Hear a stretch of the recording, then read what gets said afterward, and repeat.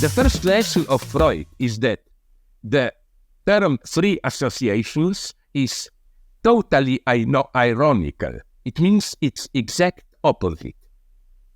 Free associations means precisely that they are not really free. They come from the unconscious. It's precisely totally determined by your unconscious prejudices and so on, you know. But, you know, can I give you, it will amuse our readers. I learned now from a well-known Slovene theater director, she is a woman but a big star in Germany, that she now staged Antigone in Munich, and she called me because she partially also used my version of my rewriting of Antigone.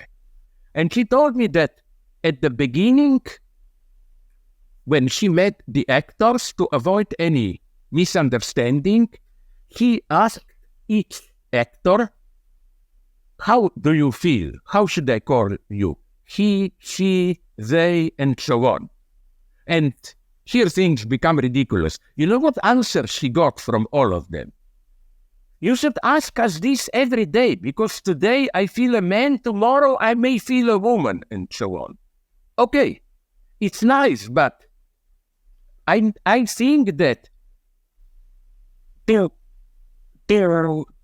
reduce sexual identity to just the least painful thing, what immediately gives you pleasure, and so on, is to make the whole thing ridicule.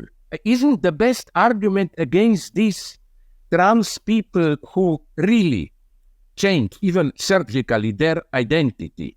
It's not about pleasure. They are ready to go through terrifying pain to do this.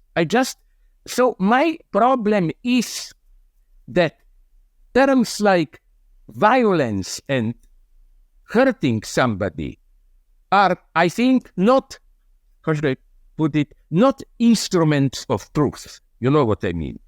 They can be positive or negative. For example, when a people is oppressed, of course they have the right to become violent. Occupiers are always for peace.